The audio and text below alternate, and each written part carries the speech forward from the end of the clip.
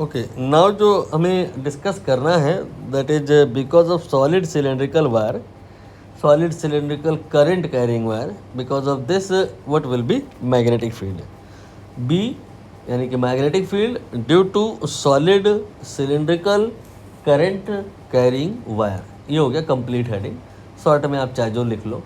और यहाँ पर एक और बात नोटिस करना है कि अनलेस बताया ना जाए, आपको मान के चलना है कि वायर आपका सॉलिड है।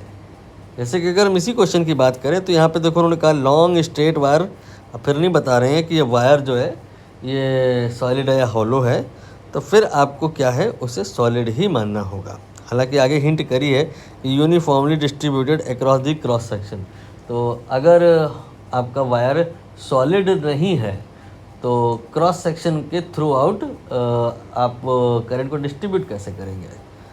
बेस्ड ऑन दैट पूरा ये क्वेश्चन अभी लास्ट में करेंगे, मैं थ्योरी पहले एक्सप्लेन कर दूँ। ये आपको एक सबसे पहले वायर कंसीडर करना है।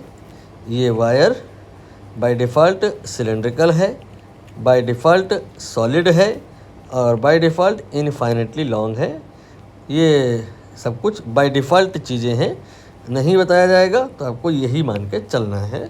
बाकी आप इसे ऐसे नीचे डॉट डॉट कर सकते हैं जो ये बता रहा है कि वायर इनफाइनेटली लॉन्ग है। ठीक है, अब यहाँ पर ये जो दोनों सर्किल हैं इनके सेंटर को आप ज्वाइन करके एक लाइन बना सकते हैं। इसी लाइन को एक्सेस ऑफ द सिलेंडर कहा जाएगा। ठीक है, और इस वायर में करंट कैरी हो रही है, तो करंट नीचे से मान लेते हैं ऊपर कैरी हो रही है, ये करंट नीचे से ऐसे जा रही है। ठीक है, अब कुछ कन्फ्यूज़न रहती है लोगों में, ऐसा लगता है कुछ लोगों को कि करंट जब ए पॉइंट पे पहुंचेगी तो ए पॉइंट से सीधा ऐसे चली जाएगी और बी पॉइंट से वो निकल आएगी। ऐसा लोगों को लगता है कि स्टोरी इसके अंदर होती होगी, जो कि गलत है। सही स्टोरी ये है कि जब पॉइंट ए पर करंट पहुंचती है तो वो स्प्लिट हो जाती है, जस्ट लाइक पानी वाटर। अगर आप एक वाटर जेट लो या एक मग्गा पानी यहाँ नीचे से फेंक दो और इस पॉइंट पर पानी टकराए आके यहाँ पे, तो यहाँ पर पानी टकराने के बाद क्या होगा, उसमें परिवर्तन होगा, वो हर पॉइंट पर पानी डिस्ट्रीब्यूट हो जाएगा। अनलेस बताया ना जाए ये डिस्ट्रीब्यूशन भी यूनिफॉर्मली मानना है। तो इसका मतलब ये है कि अब यहाँ से आपको करंट को जो मेंशन करना है ओनली अलोंग द एक्सेस नहीं, इस पूरे मटेरियल में करंट को आपको डिस्ट्रीब्यूट करके आगे ले जाना है। और फिर जब ये करंट बाहर निकलने को होगी, यानी कि इस जगह पे, तो फिर वो सिमट के एक पॉइंट पे हो जाएगी और बी पॉइंट से वो बाहर निकलेगी। समझ में आया? तो throughout current is not along the axis, only here and there you can suppose कि along the axis, but inside the wire it is distributed throughout the bulk, right? हमें निकालना क्या है, because of this system magnetic field। तो यहाँ पर हम magnetic field discuss करेंगे दो पार्ट में। एग्जामिनर जो पूछेगा आपसे पूछेगा दो पार्ट में, एक बार पूछेगा इस सिलेंड्रिकल वायर के अंदर ही यहाँ कहीं बताओ फील्ड कितनी होगी, अंदर के जो पॉइंट्स होंगे, और दूसरा पूछेगा बाहर के पॉइंट्स में इनसाइड और आउटसाइड। ये दो केसेस में मैग्नेटिक फील्ड डिस्कस करी जाती है। तो इनसाइड के लिए क्या है, आउटसाइड के लिए क्या है, दोनों के लिए आपको बी एस तो लिखना ही है। बी एस दोनों ही में लिखना है। बी एस क्या है, बी एस न इनसाइड की फील्ड है न आउटसाइड की फील्ड है, ये पॉइंट एस पर फील्ड है। अब ये एस कहाँ है आप देख लो, ये ना इनसाइड है ना आउटसाइड, ये सरफेस पे है। तो B S is the magnetic field on the surface of this wire, and inside के लिए क्या होगा, वहाँ पे भी ये लिखना है, आउटसाइड के लिए भी ये लिखना है। अंतर आएगा कि जब इनसाइड की बात होगी we will write here small R by capital R, and for outside just opposite capital R by small R. Clear हुआ? स्मॉल आर कैपिटल आर समझ रहे हो? कैपिटल आर तो समझ ही गए हो गए, ये जो सर्कल है इसका radius, cross sectional radius. Small R ये क्या है, जिस पॉइंट पे फील्ड निकाल रहे हो उस पॉइंट की दूरी। सपोज करिए पॉइंट आपका जो है P यहाँ पर वायर के अंदर है, तो इस P पॉइंट से वायर के एक्सेस से देख लो कितनी डिस्टेंस है, ये वाली, इसे आप OP अगर बोले तो ये आपको समझ में आ गया कि दूरी जो है ये आर की तुलना में, कैपिटल आर की तुलना में, ये कैपिटल आर है, ये कैपिटल आर है, मार्किंग कर दूं, ये कैपिटल आर है, और ओ पी ये स्मॉल आर है, ये कम हो गया। तो इन साइड को ऐसे भी कुछ लोग कहते हैं, small R less than capital R means point is inside, and that time जो मैग्नेटिक फील्ड होगी will be what, B S multiplied by छोटा आर डिवाइड बाई बड़ा आर, एंड आउटसाइड के लिए क्या हो जाएगा कि पॉइंट बाहर हो जाएगा। अब आप देख लो पी का जो दूरी है वो आपका कैपिटल आर से ज़्यादा हो गया है, कैपिटल आर तो यहीं से यहीं तक है, और जो ओ पी की वैल्यू है ये आपकी स्मॉल आर है जो कि कैपिटल आर से ज़्यादा है।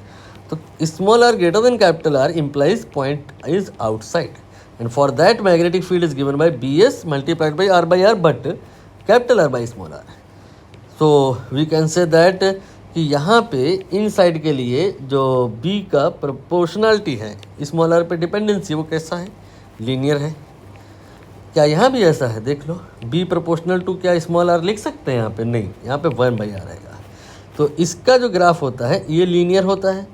कुछ लोगों को नीचे वाले का नाम शायद पता होगा, इसका नाम होता है रेक्टेंगुलर हाइपरबोला। तो इसका मतलब आपको ग्राफ बनाना है ऐसा, अगर ग्राफ की फॉर्म में रिप्रेजेंट करें कि अंदर के जो पॉइंट्स हैं उसमें जो मैग्नेटिक फील्ड है उसका जो वेरिएशन है वो लीनियर होगा।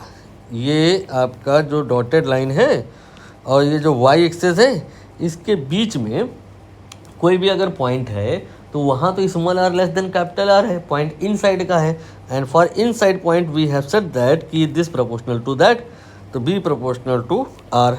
ठीक है, यहाँ पर ऐसे हो गया, लीनियरली इंक्रीज कराया मैंने, बी प्रोपोर्शनल टू आर कराया मैंने, Y equal to M X वाला ग्राफ बनाया मैंने। इसके बाद लेकिन ये रेक्टेंगुलर हाइपरबोला हो गया, ये ऐसे बन जाएगा ग्राफ। क्लियर हुआ? इसको डॉट डॉट करके आगे ऐसे बनाइए कि ऐसा लगे कि इनफाइनाइट, मतलब बहुत दूर जा कर के कहीं ये टच करेगा एक्स एक्सेस को। इसको अगर टेक्निकली कहें गणित की भाषा में तो एसिम्प्टोटिक बोला जाएगा। मतलब यहाँ पर जो एक्स एक्सेस है ये एसिम्प्टोट है, एसिम्प्टोट का मतलब ये इनफाइनाइट में जाके टच करेगा। क्लियर हुआ? बी प्रोपोर्शनल टू यहाँ पर 1/r। अब आप देख लो यहाँ पर ये ग्राफ जो मैंने बनाया ये यहाँ पर आपको गिवन है तो यही सही है, ये आपका क्वेश्चन हो गया। बट यहाँ पर एक होमवर्क है जो इस क्वेश्चन से ज़्यादा इम्पोर्टेंट है, वो भी आप कर लेना। वो ये है कि सरफेस से, ये जैसे मान लो सरफेस से हमने एक पॉइंट अंदर लिया, एक पॉइंट बाहर लिया, तो जो हमने इन साइड वाला पॉइंट लिया, इन साइड वाला पॉइंट, वो हमने क्या किया, सरफेस से अंदर कुछ आकर के बात कर रहे हैं ना, तो कितना इनसाइड है, a/3 सपोज, a क्या r/3 कर दो, r/3 के बराबर इन अंदर आए तो इनसाइड हो गया। और अगर एक पॉइंट लेना है बाहर, कितना बाहर, r/3, इतना ही बाहर और उतना ही अंदर, दोनों जगह फील्ड क्या बराबर है, ये सोच लो एक बार अच्छे से। वो तब होता ना जब ग्राफ यहाँ पे भी ऐसा होता, बिल्कुल सिमेट्रिक। तो अगर आप इस जगह से कुछ अंदर को आते और कुछ बाहर को जाते तो दोनों जगह पे फील्ड बराबर बराबर आती है। बट अनफॉर्चुनेटली बाहर का ग्राफ अलग प्रकार का है। सो अगर आप कुछ अमाउंट से अंदर आए और उतनी अमाउंट से अगर आप बाहर को निकलोगे तो same amount of field you will not gate, what will be the ratio. तो ये है आपका होमवर्क, ये ज़्यादा इंपॉर्टेंट है, ये आपके आने के chance compare to this question ज़्यादा है। हालांकि पता सब कुछ होना चाहिए। ठीक है, और क्वेश्चन तो नहीं है, नहीं, ये सॉलिनॉइड पर है, इसको नेक्स्ट में कर लेंगे।